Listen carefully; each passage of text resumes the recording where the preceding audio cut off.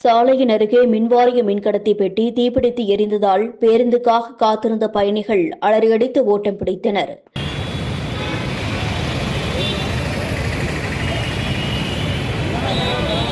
Kovai hope college signal அருகே சாலையின் ஓரத்தில் அமைந்திருந்த மின்வாரிய பெட்டி திடீரென தீப்பிடித்து எரிந்தது.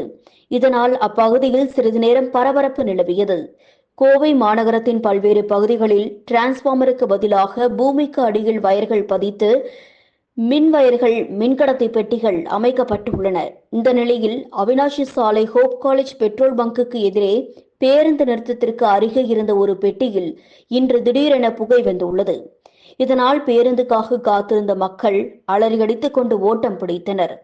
சிறிது நேரத்தில் அது தீப்பிடித்து எரிய தொடங்கியது. இதுகுறித்து பீளமேடு தீயணைப்பு நிலையத்திற்கு தகவல் தெரிவித்தனர்.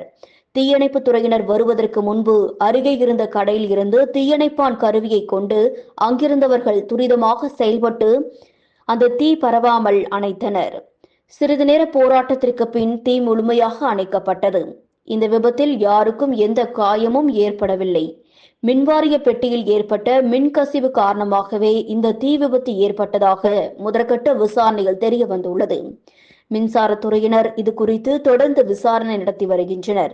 மேலும் கோடை காலம் ஆரம்பிப்பதற்கு முன்பு இதுபோன்ற தீ விபத்துகள் அதிகரிக்க வாய்ப்பு உள்ளதால் மேலும் அசம்பாவித சம்பவங்கள் நடைபெறும் முன்பு கோவை மாநகரில் பல்வேறு இடங்களில் உள்ள இதுபோன்ற மின்கடத்தி பெட்டிகள் உரிய முறையில் மாதந்தோறும் பரிசோதனை செய்து பராமரிக்க வேண்டும் என்றும் வலியுறுத்தியுள்ளனர்.